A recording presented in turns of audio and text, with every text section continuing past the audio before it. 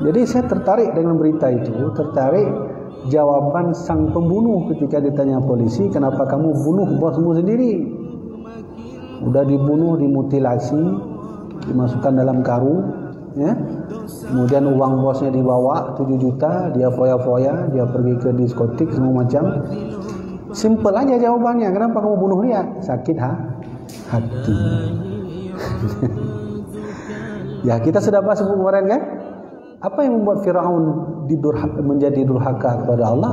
Sakit hati. Sama siapa? Nabi Musa. Dia bilang, wah saya orang kaya, so jabatan saya tinggi, ngapain saya ikut dia? Uang nggak ada, cuma tongkat aja. Sakit hati. Apa yang membuat Abu Jahal membenci Nabi Muhammad? Sakit hati, karena Nabi Muhammad adalah cucu tersayangnya Abdul Muthalib. Dulu itu ibu-ibu, di sudut kota Mekah itu, Ka'bah itu, ada satu kursi yang menurut orang kafir Quraisy, kursi itu hanya diduduki oleh pimpinan Quraisy. Jadi waktu itu menjadi pimpinan Quraisy yang pegang kunci Ka'bah itu adalah Abdul Muthalib.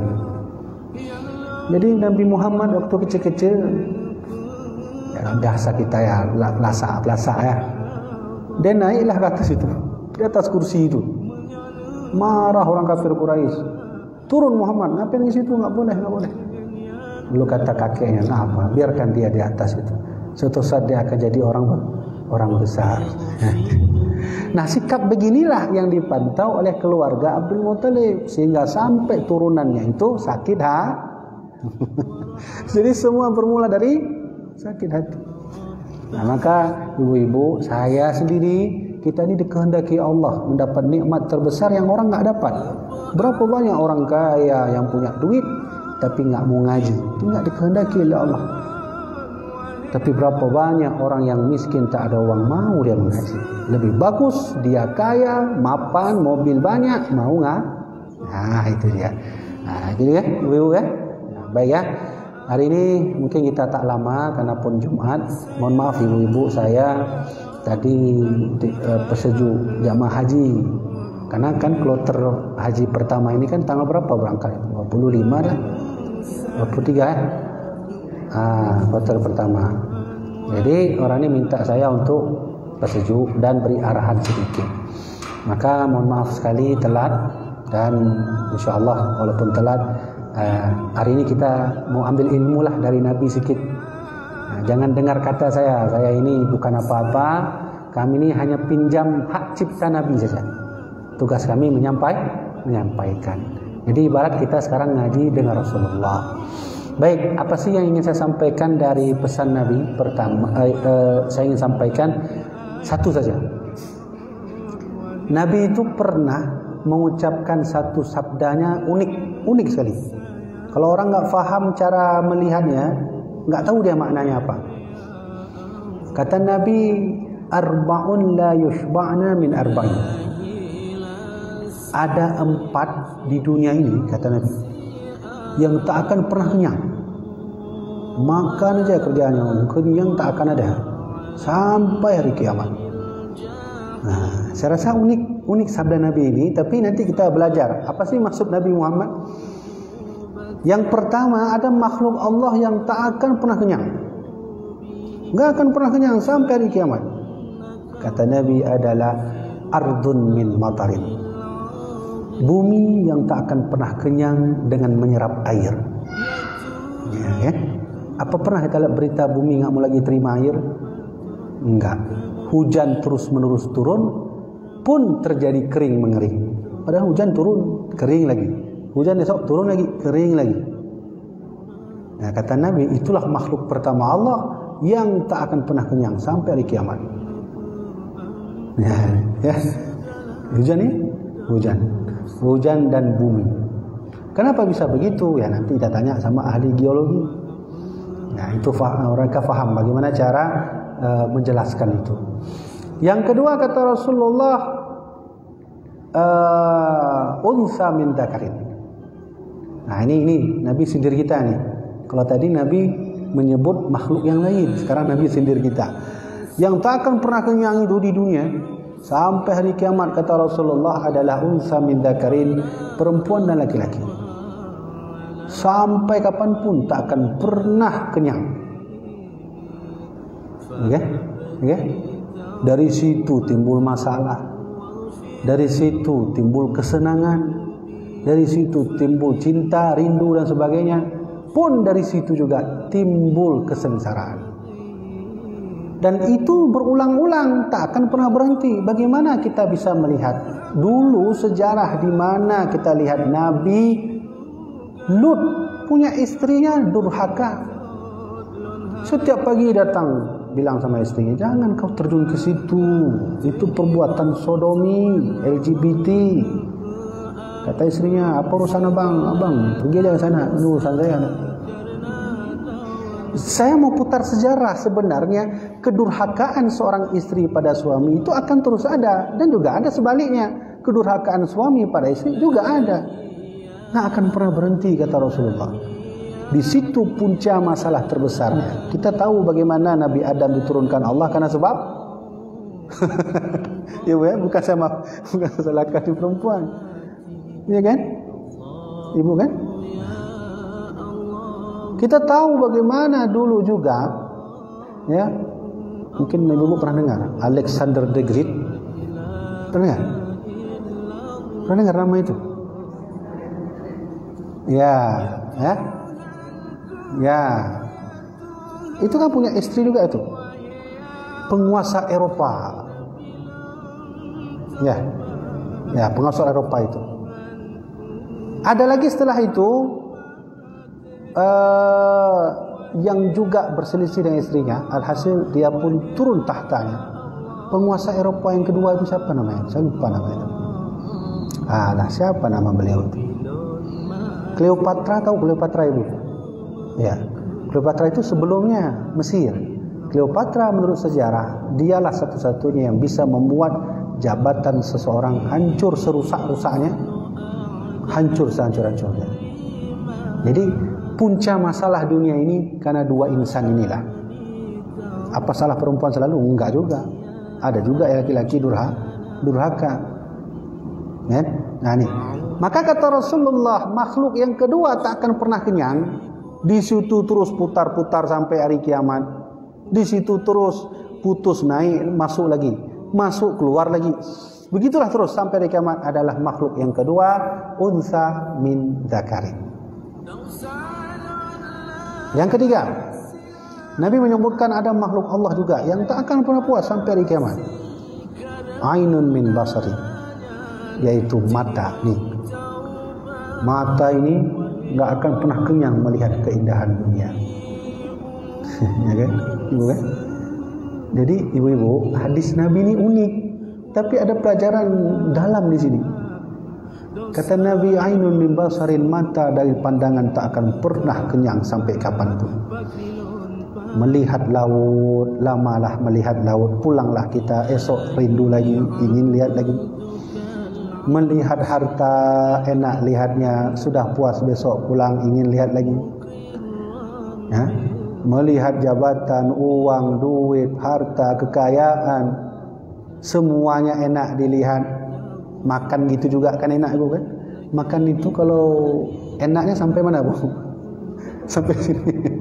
Sampai sini nggak enak lagi kan? Nggak enak lagi. Jadi cuma sedikit Allah kasih rasa enak lezat makan itu. Waktu makan, wah enak asin ini. Udah sampai sini hilang. Udah hilang. Jadi nikmat itu ya segini. Mana jauh dia? Segini nikmatnya. Sampai sini nggak nikmat lagi. Mana tanda nggak nikmat lagi sampai sini? Sakit perut, mau WC. Ada orang menikmati sakit perut? Nggak ada. Tetap minta izin ke WC, buang air. Jadi singkat betul lah kita ini diberi nikmat Allah, tapi diperbesar oleh kita. Inilah yang kata Allah, wa mal hayatud dunya illa la'ibun wa lahwun. Jangan kau pernah tertipu dengan dunia. Dunia itu hanya permainan dan senda gurau belaka, kan gitu kan? Itu bukan saya loh yang kasih nasihat itu. Tuhan kita sendiri dalam Al-Quran. Betul nggak sih dunia itu menipu kita? Betul. Coba misalnya begini. Ini kan orang bertanya. Saya baca buku, bagus bukunya, judulnya Hakikat di Balik Materi. Nah itu, karena saya suka baca buku. Hakikat di Balik Materi itu mengajarkan bahwa sesungguhnya materi itu ada, tapi dia tidak ada. Nah gitu, dia itu ada. Nih contoh. Ibu-ibu saat lihat saya ini, ada kan? Ada. Tapi sesungguhnya kalau ingin bicara tentang hakikat materi itu, saya ini nggak ada ini. Wah kok bisa gitu, tunggu, nggak mungkin lah. Aku kan ada di depan. Orang bertanya saat kita melihat ini Tengku Habibie. Waktu melihat itu, yang memberi jawaban bahwa itu Tengku Habibie siapa? Pertama, melalui jalur mata dulu. Karena orang buta nggak akan nampak dia, kecuali dengar suara kan. Dia lihat dengan mata, maka mata itulah yang menerima sinar cahaya bahwa itu Tengku Habibie. Masuk sini. Dan situlah nanti dia proses ke balik otak. Kan gitu.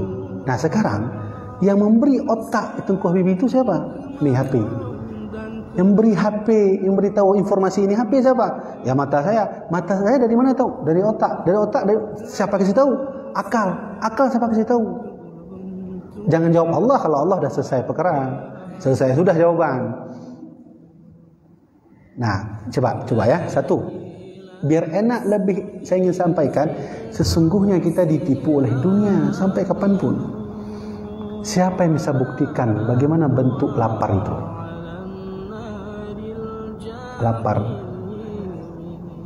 Mau pintar apapun orang, mau IQ-nya 400 biji, nggak ada bisa. Nah, terus dia di mana lapar itu? Ayo, saya mau bahas ayat Allah, wa mal hayatud dunya illa laibu wa lahu. Tidaklah kehidupan dunia hanya menipu kamu saja. Kita itu ditipu oleh dunia. Nih, orang kalau lapar selalu di perut pegang ya. Mak donde mak, nabu mak. Pertanyaan kita, kenapa dipegang di perut? Lapar itu di perut. Oke, di perut. Saat kita belah perut itu di mana dia? Nggak nampak dia ibu. Mungkin jawaban dari ibu saraf ya. Saya mau bilang lapar itu bentuknya gimana sih, dan dia di mana posisinya. Dan orang akan menganggap gila kalau kita bilang, bu, saya lapar bu, depan kepala dek, bukan di sini. Logika kita menolak, tapi sungguh-sungguhnya saat ditanya dia nggak bisa jawab. Yang kedua, kenyang itu di mana juga? Di perut. Oke, yang paling saya ingin sampaikan, akal itu di mana? Banyak orang bilang di kepala. Saat kita belah kepala, dia pun tak ada. Maka ada makhluk Allah yang ada tapi tak ada. Lapar, rindu, cinta, sayang, kenyang, sakit, nggak ada dia. Nih sakit di sini. Di mana sakit? Sakit sini. Coba di mana dia beradanya? Di urat sebelah mana? Coba belah, nggak ada dia, hilang dia. Nah, maka begitu juga harta yang kita lihat, mobil mewah yang kita lihat, anak yang cantik dan ganteng kecil-kecil kita lihat, yang membuat mereka menghilangkan kita hubungan dengan Allah. Dan Allah berkata, "Zuyyina lin-nasi hubbus syahwati minan nisa wal banin wal qanatiril muqantarata minan dhahabi wal fiddah." Aku hiasi mereka dengan anak-anak mereka, harta mereka, uang mereka, yang sesungguhnya semua itu tak ada. Nah, maka kembali lagi ke hadis Nabi, makhluk Allah yang tak akan pernah kenyang adalah ainun min basari. Ini akan kenyang. Enaklah lihat pemandangan laut kan. Besok kan ingin lagi. Kayak orang makan pedas ya. Udah makan pedas, pedas sekali, dia cari es. Udah dia minum, besok ingin lagi makan bakso pedas. Padahal waktu dia pedas dia minta ampun, ini minta lagi dia besok datang lagi. Begitulah manusia seterusnya. Nah, maka pandangan inilah dijaga. Inilah sumber segala informasi kita di dunia ini, bagaimana hubungan kita dengan Allah Subhanahu wa taala. Maka Allah buatlah ini. Untuk apa buat ini? Untuk cari Allah. Nih telinga, untuk apa Allah buat telinga? untuk kita cari Allah juga. Ni tangan tu apa Allah buat tangan? Untuk cari Allah juga. Bagaimana cari Allah dengan mata? Lihatlah pandangan terhadap pemandangan yang Allah buat. Bintang berkilau, bulan bersinar, laut yang indah. Itu semuanya adalah perhiasan dari Allah. Allah ingin bilang, akulah penciptanya. Ya, kayak gitu kan? Allah ciptakan telinga, di situlah kita mendengarkan yang enak-enak, alunan suara yang bagus, kemudian Al-Quran, ya kan? Nah, jadi suara sungai yang mendayun, kemudian suara angin sepoi-sepoi yang terkena badan pun enak. Semuanya Allah ciptakan. Nah, maka oleh karena itu ibu sekalian, inilah makhluk yang ketiga. Yang terakhir, kata Nabi Muhammad, makhluk yang tak akan pernah kenyang sampai hari kiamat, alimun bi ilmi. Nah, ini dia. Makhluk yang terakhir adalah makhluk yang tak akan pernah kenyang. Siapa? Ulama dari ilmu yang dia tuntut. Ulama sampai kapanpun, walau 1000 umurnya, dia tak akan pernah kenyang terhadap ilmu-ilmu yang dia pelajari. Nah, maka almarhum Abuya saya dulu, Abuya Muhibbuddin, pernah berkata, andai Allah izinkan hari itu bukan 24 jam, maka orang-orang soleh akan minta lagi 24 jam lagi. Kenapa? Orang soleh kurang puas. Sedang enak zikir subuh, sudah datang pagi. Sedang enak baca Quran pagi, sudah datang siang. Sedang enak siang membaca kitab, sudah datang sore. Sedang duduk berzikir sore, sudah datang malam. Jadi andai Allah izinkan satu hari bukan 24 jam, orang-orang soleh akan minta satu hari mungkin 50 jam. Kenapa? Mereka kurang puas berzikir, mengingat Allah dan mencari ilmu. Bagaimana ilmu kita dengan Allah? Mudah saja. Pergi ke laut, celupkanlah satu jari. Nah, ini kan laut ni. Nah, celupkan satu jari. Nah, keluarkan. Saat kita celupkan satu jari itu ke laut, dia akan meneteskan satu tetesan dari ujung jari. Itulah ilmu kita, laut ilmu Allah. Walau annama fil ardi min syajaratin aqlamu wal bahru yamudduhu bi ni'matillah. Andai, kata Allah, bumi ini seluruh pohonnya jadi pulpen. Andai, kata Allah, laut seluruhnya jadi tinta, ku tambahkan lagi 7 laut, mereka tak akan bisa menghitung nikmatku. Nah, itu ditantang oleh Allah tu. Ayo, siapa mau berani? Allah menantang orang-orang yang tak bersyukuri nikmatnya. Allah kasih, ku ciptakan seluruh ini, pohon-pohon ku jadikan semua pulpen, pensil, laut ku tambahkan lagi 7 lagi, jadikan tinta. Kalian tak akan sanggup menghitung nikmatku.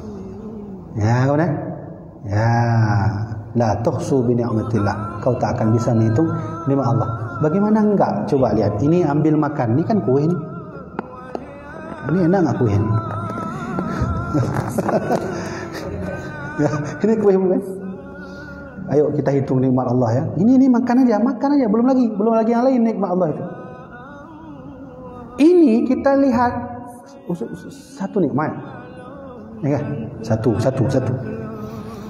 Setelah itu kan kita mau ngambil kue ini. Itu digerakkan tangan kita oleh Allah sehingga bisa ambil. Udah 2. Habis itu kita pegang lagi. Wah, ini risol nih, enak.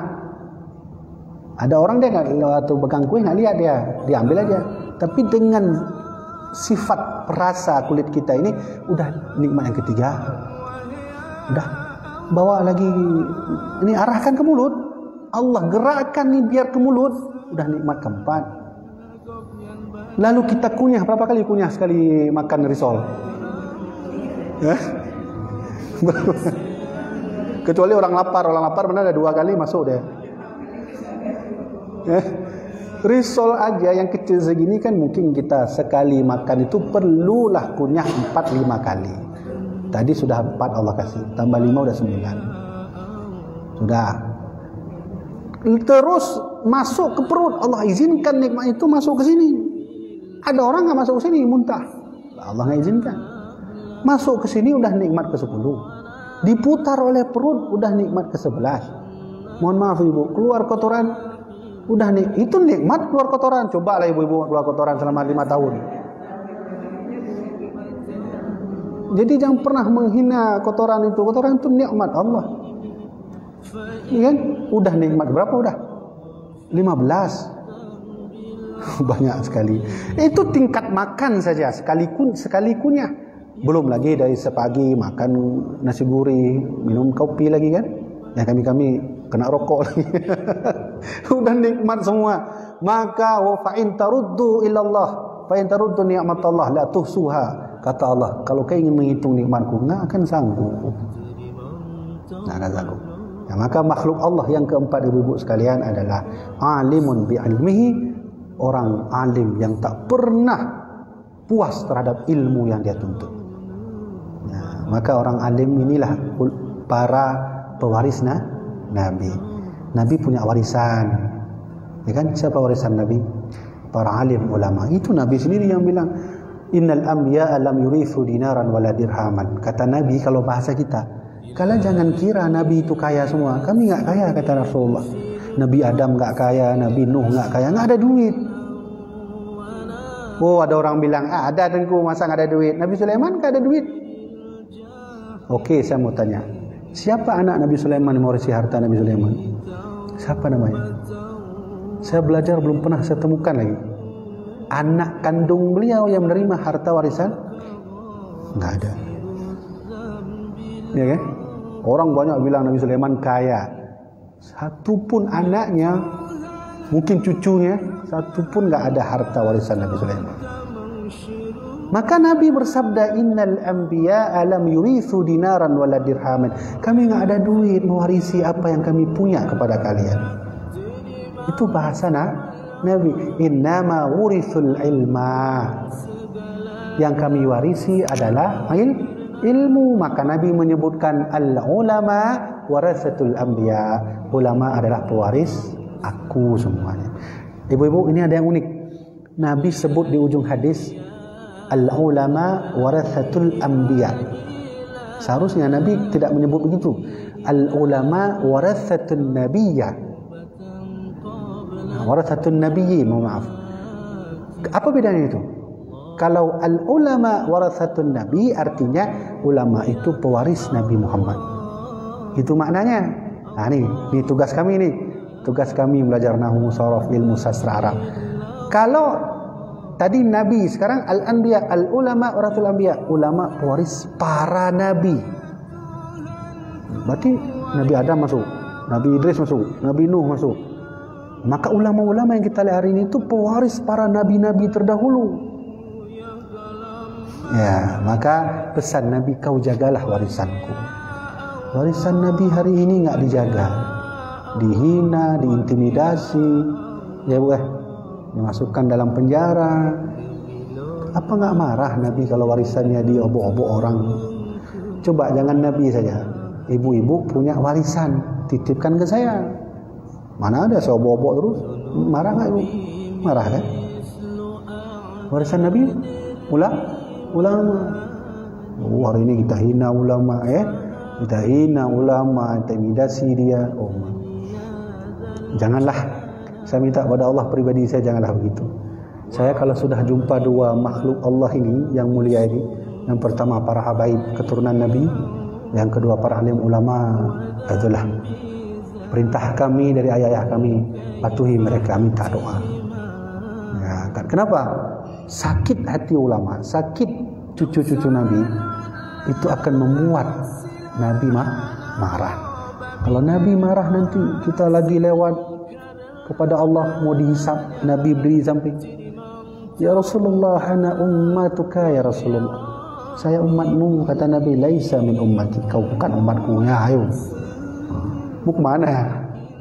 Bukan Nabi Adam bilang, Nabi anggaplah saya umat Nabi engkau, saya enggak diakui lagi umat Muhammad.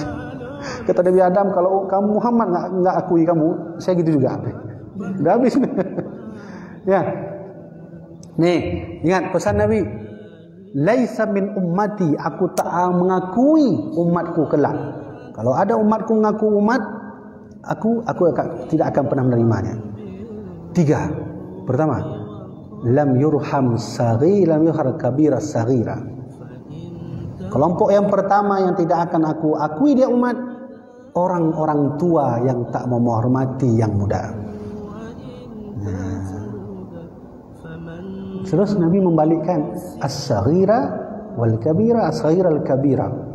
Yang kedua, aku tak akui umatku nanti kelak anak-anak muda yang tak menghormati yang tu. Ini tugas-tugas kami lah ini, yang menghormati ibu-ibu. Yang ketiga kata Rasulullah, lam, orang yang tak mengakui haknya para alim ulama. Bagaimana maksudnya? Kami ini, karena kami dari dulu sudah belajar ilmu, sudah ini, kami melanjutkan apa yang Nabi titip. Lanjutkan. Di pertengahan jalan kami buka pesantren, buka daya, buka madrasah. Kami tak pernah meminta. Tapi setidaknya orang-orang yang ada di sekeliling itu kan tahu. Kasih. Maka kata Rasulullah, kalau ada satu kelompok datang ulama duduk di kampung kita tak peka, laisa min ummati, dia bukan umatku. Jadi jamaah dirahmati Allah Subhanahu wa taala, maka inilah 4 makhluk Allah yang tak akan pernah kenyang. Jadi oleh karena itu saya rasa mungkin ya sudah cukuplah dulu sampai sini saja, mungkin nanti ada tanya jawab. Kesimpulan dari pengajian saya sampaikan hari ini adalah mari sama-sama sekarang kita masih hidup ini, ayo kita bela agama Allah. Ya. Nabi itu punya sahabat yang berbagai macam ragam. Nabi kalau berperang selalu mengharap Ali, Khalid bin Walid, siapa lagi? Amr bin As, Umar bin Khattab. Ada yang nggak masuk kan? Banyak yang masuk kan? Nabi kalau beliau sedang sakit, nggak bisa ngajar, beliau mengharapkan Abu Bakar As-Siddiq. Beliau punya bab khusus itu, punya ajudan khusus.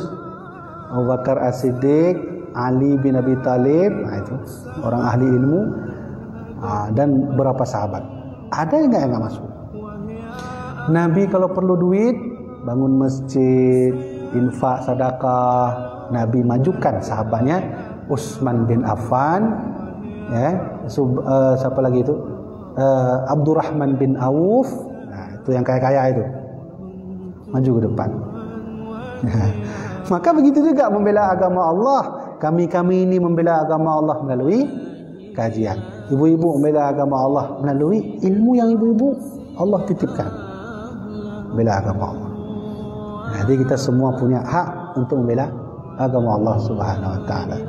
Jadi ada yang salah, Khalid pernah memimpin iman. Padahal Khalid ini kan ahli perang, jenderal perang. Entah bagaimana cerita dia jadi imam. Kata Nabi, Khalid, mundur. Kenapa Nabi kamu belum cukup bacanya? Karena Khalid bin Walid ini termasuk sahabat yang telat masuk Islam. Mundur. Maju yang lain. Nabi tahu. Nah hari ini udah terbalik udah. Ya bukan ulama ngomong agama, yang ulama udah ngomong muka agama. Udah terbalik. Nah, itu ya. Baik ya ibu-ibu ya. Nah, jadi itu yang ingin saya sampaikan. Insyaallah kajian kita hari ini diberkahi Allah. Mudah-mudahan apa yang saya sampaikan itu saya amalkan dan juga ibu-ibu amalkan. Nah, baiklah sampai sini saja. Mungkin ada 1-2 pertanyaan yang ingin ditanya, boleh. Kibananya, ya, ibu-ibu.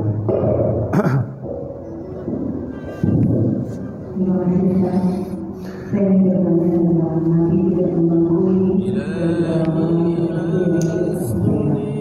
pertanyaan saya pertama adalah bagaimana dikatakan orang tua yang tidak menghormati ibu muda.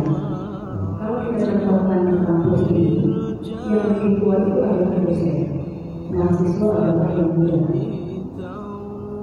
Kalau orang tua selalu menganggap dirinya benar, anak itu sebenarnya dianggap salah. Mungkin komunikasinya ada serba salah, tapi belum paham. Nah, bagaimana kalau tadi yang dikatakan digambarkan bahwa orang tua tidak menghormati anak muda. Kalau seorang dosen memarahi mahasiswa, apakah itu tidak menghormati anak muda atau tidak menunjukkan anak muda? Sementara mungkin saja dosen pada saat itu memarahi anak muda melakukan tugas. Ya. Tapi bagaimana kalau seorang dosen yang suka marah-marah ketika guru dan mahasiswa sedang mengharapkan bertemu dengan beliau, apakah itu yang Ya. Tidak semua makna menyayangi yang muda itu harus halus, harus dipuji, harus apa lagi, diberi pengertian. Ya kalau gitu terus melanggihlah dia. Anak muda kalau gitu kan senang kan, dia ngomong sama teman dia, wah dosen nih mantap nih. Kenapa mantap? Nggak masuk pun boleh. Nggak bisa. Jadi menyayangi anak muda itu sesungguhnya juga kadang harus pakai cara yang keras sedikit, bukan kasar, keras. Kasar keras itu kan beda. Kasar yang nggak boleh dalam Islam. Kalau keras dan tegas boleh. Nah itu kan paham kan? Nah begitulah kita menghormati mereka. Tapi kalau sudahlah keras juga, tegas terlalu, dia pun nggak berubah, sampai kapanpun nggak berubah, coba diubah sedikit. Kerasnya diturunin lagi. Kadang kalau keras sekali bahaya, enggak dikeraskan juga bahaya. Tegas juga bahaya. Nah, jadi sekarang bagaimana cara menasihati mereka? Fahami. Ini yang saya belajar dalam kitab Ta'lim Muta'allim. Menjadi seorang guru syaratnya harus memahami sifat seorang murid. Nah itu. Begitu kami baca dalam kitab Ta'lim Al-Muta'allim. Menjadi seorang guru harus terlebih dahulu memahami sifatnya, baru berikan ilmunya. Kami murid-murid misalnya belajar, ingin mencari seorang guru, carilah guru yang bisa memahami sifat muridnya. Jadi kalau sekedar mengajar karena mengharap duit dan seterusnya, selesai, udahlah pulang, udah cukup. Yang penting saya bisa teken. Itu nggak bisa. Nah itu nanti akan terjadi kontradiksi yang akan mengakibatkan bahwa kita tak menyayangi yang muda. Nah, jadi begitu ya. Nah itu tegas saja nggak apa nggak masalah. Ada nggak yang tegas? Ada. Umar kalau suruh sholat anaknya Ibnu Umar, Abdullah bin Umar, beliau taruh apa itu namanya? Cemeti itu kayak cemeti dia. Maksudnya awi. Nah itu dia itu. Umar. Yang tentu siapalah yang ingin menandingi ilmunya, dia lebih dekat dengan Nabi, faham ilmunya. Sehingga ditanya, ya Rasulullah, bagaimana cara mendidik anak saya? Kau ambil itu tongkat itu, apa namanya itu, cemeti itu Umar, kau taruh di dinding biar dia takut. Kenapa begitu ya Rasulullah? Fa inna lahu adabun ya Umar. Karena tongkat itulah yang akan mendidik anakmu menjadi yang beradab. Alhasil apa yang terjadi? Tidak ada anak Umar bin Khattab yang mirip kayak ayahnya kecuali Abdullah bin Umar. Nah, itu balik Umar, bukan keras, tegas. Gitu. Gak ada begitu. Apa Nabi juga pernah buat yang lain? Oh, pernah. Apa kata Rasulullah saat Fatimah diajarkan oleh Nabi? Hai Fatimah, kalaulah aku yang membuat hukum, siapapun mencuri akan kuberikan hukum potong tangannya, tapi khusus untukmu aku yang akan memotong sendiri. Tegas, kan? Bukan keras, tegas. Bagaimana? Di Aceh juga ada kan? Iskandar Muda memancung anaknya sendiri. Walaupun nanti dalam sejarah itu difitnah kan? Difitnah itu karena banyak yang nggak suka sama muda. Apa kata sang muda waktu dia pancung anaknya itu? Siapa namanya itu? Merah Pupuk. Nah, nama anaknya. Kan itu keluar kata-kata beliau sehingga menjadi hadis majalah kita hari ini. Kata Mutiara, mati anak mumpat jirat, mati adat Pak Tamita, kan? Itu ya. Dia bunuh tu anaknya. Tegas bukan keras. Nah, jadi contohnya sudah ada, lakukan saja. Ibu ya. Ada yang lain?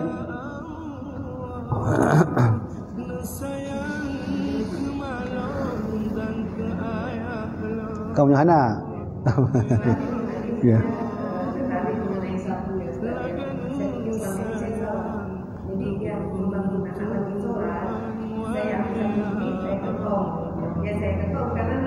Apa? Oh, dindingnya.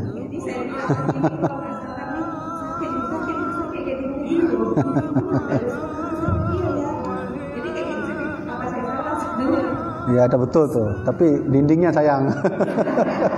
Dindingnya betul.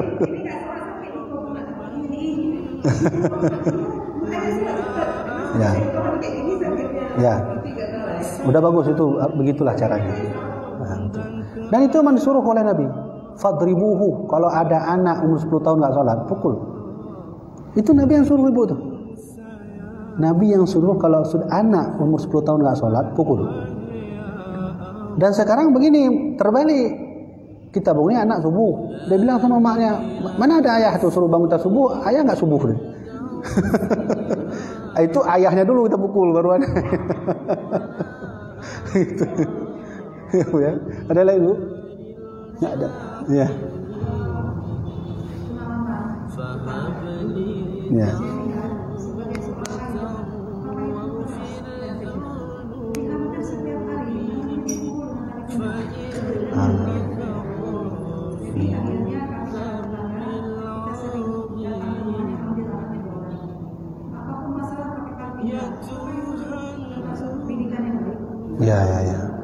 Ya betul. Jadi kan itu bukan lagi tegas, tapi sudah kasar. Nah, gitu kan? Ibu-ibu bisa bedakan kan? Tegas terhadap anak dan keras terhadap anak itu beda. Jauh sekali maknanya. Kalau tegas membuat aturan karena sayang. Kalau keras membuat aturan semena-mena. Nggak sayang lagi. Nah, kasar. Nah, gitu ya. Ya. Waalaikumsalam. Mungkin saya tidak melihat sebagai orang tua kebanyakan, tapi lebih ke pimpinan masyarakat. Di desa, di kampung,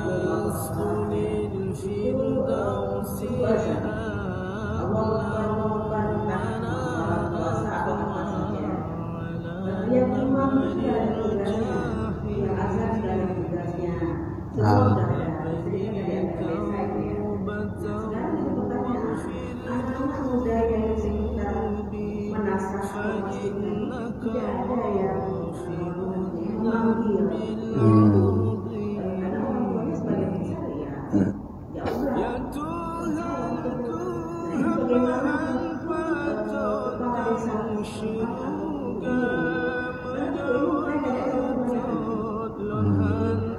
siapa yang ada yang masuk di masjid 3 orang, 2 orang ya, mau ditaksana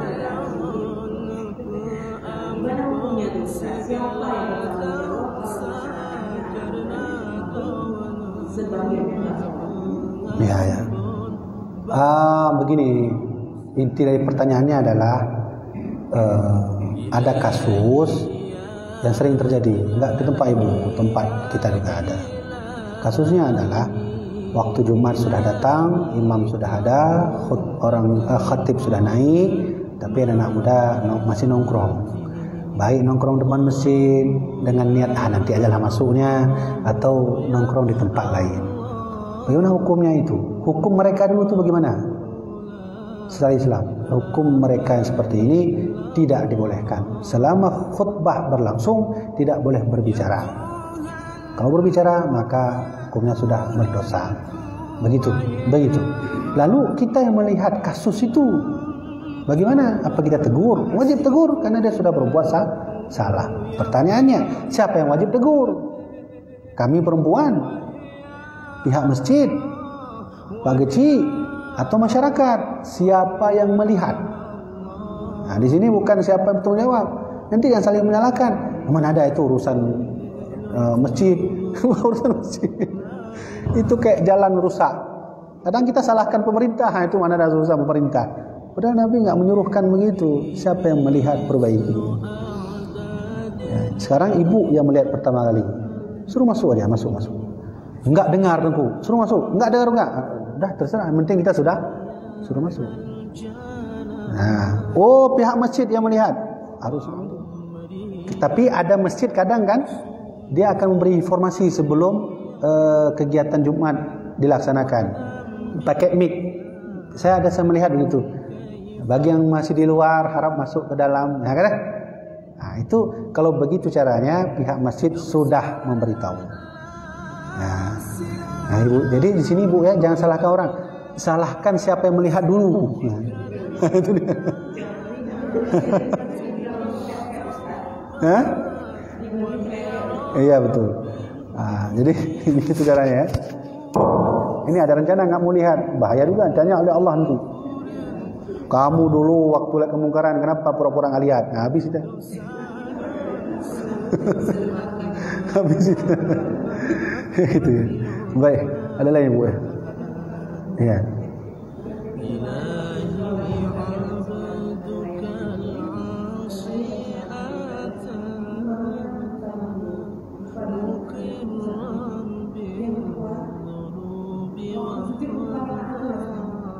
Ya. Jadi sujud sawi. Jadi di situ kami dia sujud sawi yang maksudnya dengan salah atau sebelum salah. Jadi banyak yang datang tidak ada yang ingatkan dari sekitar yang sebelum ini tambah salah. Jadi kami ini kenapa sujudnya tambah sujud? Masalah itu sudah bingung. Jadi di situ Iya. Nah, gini. Pertanyaannya, tertinggal takbir sholat Id. Sholat Id berarti 7 kali kan takbir, 5 kali yang rakaat kedua. Kalau salah bagaimana? Jawabannya kalau salah tak mengapa. Apa pakai sujud sahwi? Tidak. Mengapa? Karena di dalam kitab Furu' Masail, nah saya kasih referensinya. Jadi dalam hal agama saya anti, saya pakai misalnya itu menurut saya, itu saya anti itu. Orang bertanya hukum minta saya jawab referensinya. Dalam kitab Furu' Masail dijelaskan jilid 1, di situ ada pendapat ulama meninggalkan secara sengaja takbir sah salat Idnya. Sengaja tinggalkan sah. Salat Idnya sah. Biasa gimana kita? Allahu Akbar kan 7 kali kan? Itu kita tinggalkan sengaja, salat Idnya sah. Nah, terus kalau lupa gimana? Sengaja aja nggak apa, apalagi lupa. Nah, baik, kasus pertama selesai.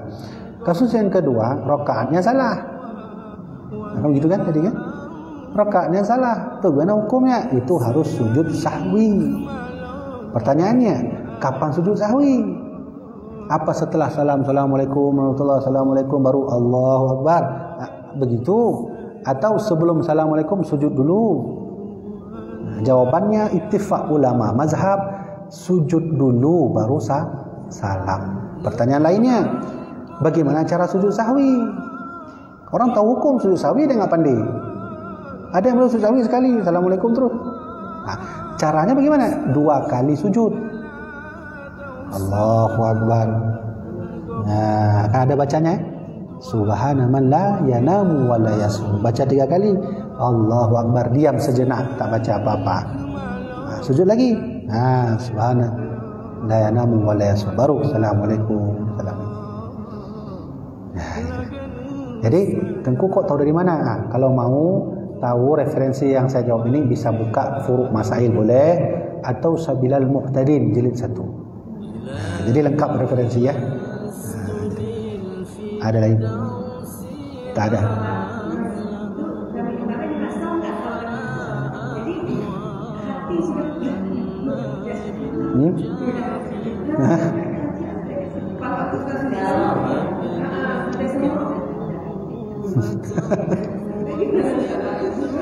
Kan andai pun nggak sah, nggak apa-apa, nggak perlu ulang. Karena sholat itu kan sunnah, nggak dikerjakan pun boleh, tapi makruh. Ya. Ada sholat sunnah ditinggalkan makruh, ada sholat sunnah ditinggalkan nggak ada apa-apa. Mana sholat sunnah ditinggalkan makruh? Sholat Id makruh. Nah, apalagi ada beberapa kasus lah. Sholat yang ditinggalkan nggak ada apa-apa, sholat taraweh, sunnah rawatib, sholat duha, itu tinggalkan nggak apa-apa. Kalau ini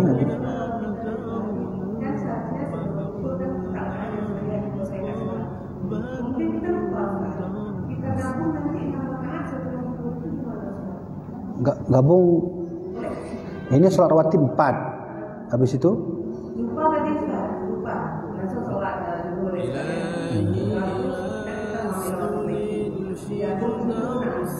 Ada salam nggak ada ya?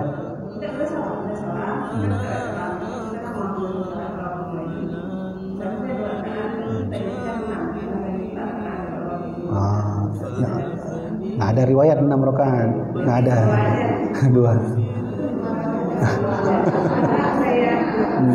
Kalau udah salam boleh. Ya. Betul tuh. Betul.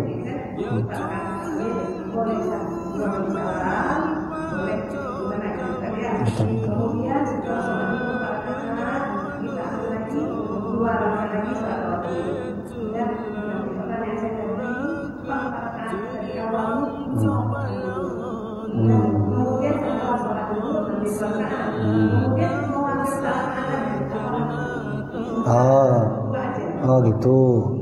Nabi pernah mengajarkan begitu. Nabi kalau tinggal sholat rawatib beliau qada. Beliau qada. Kalau kita kan sholat wajib tinggal qada. Nabi nggak ada dalam sejarah. Cuma sekali Nabi qada sholat subuh, telat bangun. Itu pun telat bangun harus dilihat juga. Telat bangun apa sama kayak kita? Telat bangun jam 10 bangun baru sholat subuh. Jadi sholat rawatib itu bisa diqada.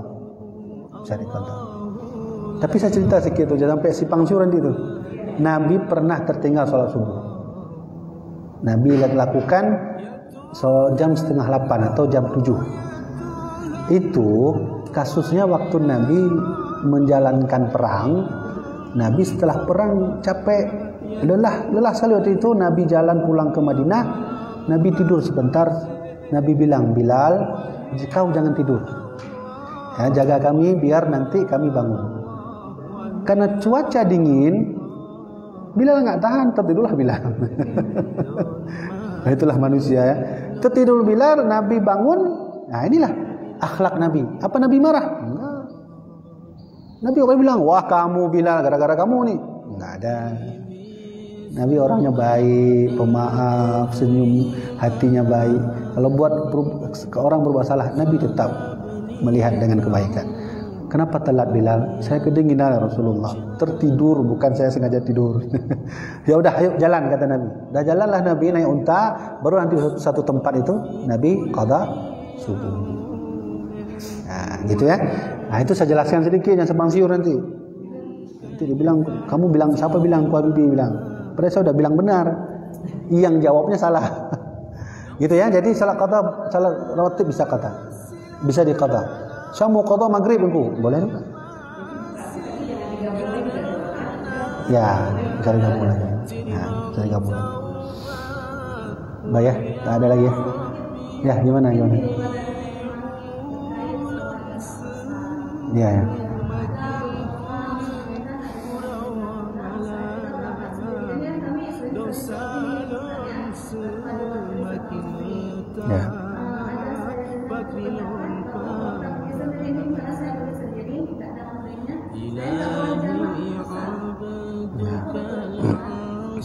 Gini, itu benar adanya, seperti itu hukumnya, benar. Tapi saya harus jelaskan sedikit dulu.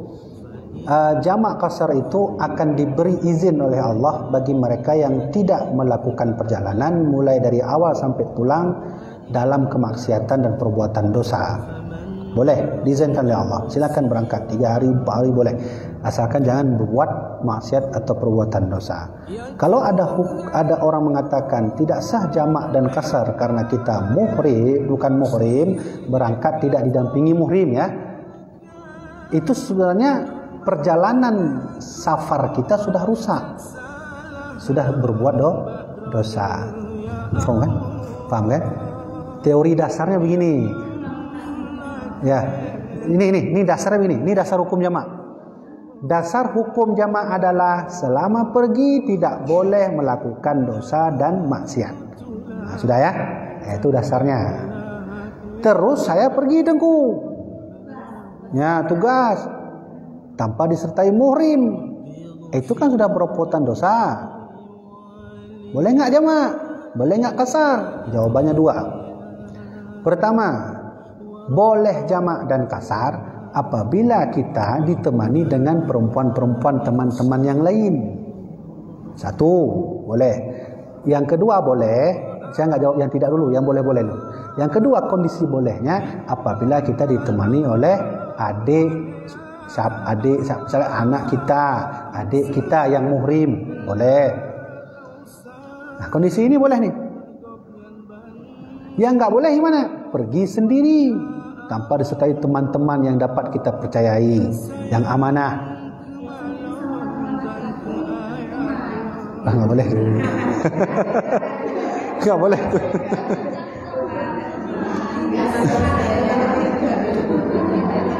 Itu nggak boleh, ibu-ibu. Begini, kita begini, tugas tetap tugas, dinas tetap dinas, kerja tetap kerja, tapi juga syariat Allah jangan ditinggalkan, kan? Saya bertugas tunggu. Telepon, kamu harus berangkat ke Bandung hari ini. Wah, saya sendiri nih, ambil tiket atau nggak bisa, satu orang aja. Jangan buat Allah marah. Luangkan sedikit uang yang lain untuk ajak adik, anak pergi bersama. Jadi buangkan uang sedikit agar Allah tidak marah. Kan lebih bagus gitu. Jadi kalau kita ada dinas, ditemani sama guru kita, itu nggak salah kan? Nggak salah. Keselamatan,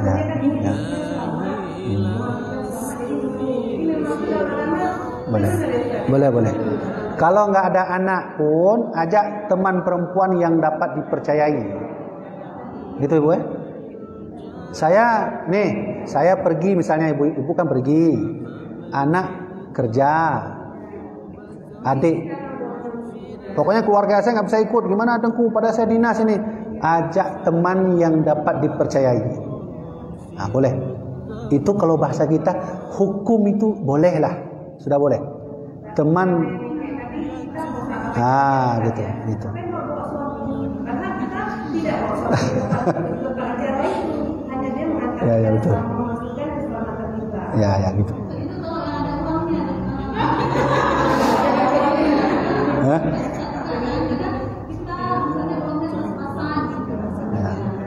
Saya berani hukumnya. Hukumnya. Bukan uangnya, hukumnya. Gini Bu ya, maksudnya Allah itu kan nggak melarang kita kerja kan untuk perempuan. Kalau kami laki-laki memang wajib cari rezeki untuk keluarga. Kalau untuk perempuan itu Allah tak melarang. Berusahalah, karena Khadijah juga seorang pedagang, ya kan? Khadijah seorang pedagang. Aisyah juga pernah riwayat memperdagangkan dagangannya. Beliau keluar rumah. Nah, jadi Allah tak melarang kita kerja. Cuman yang Allah titipkan pesan khusus perempuan, disertailah dengan muhrim. Nggak ada uang ya Allah, cari. Cari, itu resiko. Atau apalah, begini, merugi sedikit untuk menyelamatkan kerugian yang kekal selama-lamanya. Ya Bu ya. Ya. Rugi sedikit 2 juta menyelamatkan kerugian selama-lamanya. Kalau selesai? Ya udah nggak apa-apa. Nggak apa-apa. Allah Maha Pemaaf. Allah Maha Pemaaf.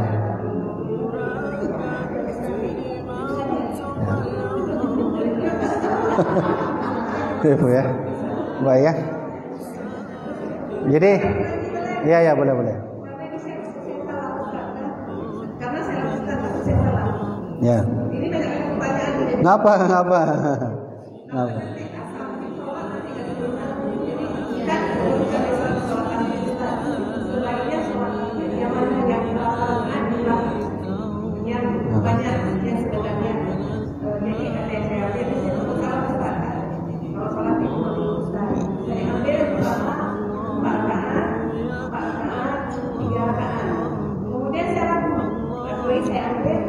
Bukan hari itu, dari yang lain lagi, saya ambil, satu lain lagi, berapa rakaat saya sholat tahajud, 3 rakaat saya sholat witir. Untuk witir dah betul. Untuk tahajud jika boleh 2 rakaat sekali salam. Ya, 2 rakaat sekali salam. Karena yang saya pelajari dalam mazhab Syafi'i, para alim ulama mazhab Syafi'i sepakat untuk solat tahajud 2 rakaat sekali salam. Kalau witir itu boleh 3. Witir boleh 3. Enggak ada tahiyat tu ya. Jangan pakai tahiyat nanti, enggak ada tahiyat itu. Enggak apa-apa itu. Itu maksimal tidak menentu. Tidak terbatas. Lakukanlah semampu mungkin. Baik, insya-Allah. Baik Bu, dah ada lagi? Jam berapa dah? 11:30. Baik ya. Sampai sini saja Ibu-ibu. Jadi sebahagian tanya jawab Ibu sudah saya rangkum dalam buku saya. 300 tanya jawab Islam terpopuler. Jadi sudah saya buat buku tebal dah, sekarang dah hampir 500 halaman. Termasuk dari jamaah podcast sudah masuk. Jadi tanya-tanya jawab esok saya akan jadi paduan, semua lengkap saya kasih dalil-dalil. Gitu ya. Baiklah Bu ya, saya karena ada khutbah maka saya minta izin. InsyaAllah di lain waktu kita bertemu lagi, kita berbincang-bincang lagi. Karena pengajian kita lebih bagus berdialog daripada lebih enak begini. Tapi sama Ibu ni dah mulai, sama Ustazah Nur dah mulai ya? Belum mulai lagi? Oh maksudnya sebelum puasa udah ada? Udah mulai. Baik. Baiklah ibu-ibu kalau ingin belajar fikih lebih dalam, nanti ini ikut semua orang mati kan? Ngaji lebih dalam fikih sama Ibu Nur Hadisah. Nur Hadisah. Ya, Ustazah Nur Hadisah. Itu saudara saya. Kakek saya menikah 2 orang umi ya, istri pertama anaknya mamanya Ustazah Nur Hadisah. Saya istri kedua, mama saya istri kedua kakek. Alhamdulillah. Baiklah ya, sampai sini saja. Mudah-mudahan bermanfaat. Wallahu a'lam bissawab. Sallallahu ala Sayyidina Muhammad sallallahu alaihi wasallam. Sallallahu ala Sayyidina Muhammad ya Rabbi salli alaihi wasallam. Ibu sekalian, sebelum saya tutup, saya kasih informasi sedikit saja. Ini Tengku Tarmizi, beliau sebentar lagi ingin saya naikkan dia, bukan dia minta. Naikkan tu jadi anggota DPRK di Dapil 3. Dapil 3 Darul Imarah, Darul Kamal, Simpang 3. Jadi kami insyaAllah ada misi agama ke depan dengan bantuan beliau. Kalau menang nanti, ibu-ibu mau bantu boleh, enggak pun boleh. Maaf Bu ya, sedikit politik apa. Karena ulama-ulama kita juga berpolitik. Ya. Baik Bu ya. Saya minta izin. Demikian dari saya, insyaallah. Wallahu a'lam bishawab. Assalamualaikum warahmatullahi wabarakatuh. Tengku Tarmizi Taib. Alhamdulillah. Nak izin lah, insyaallah nama Pak Allah menyana batai. Barakallahu fiik.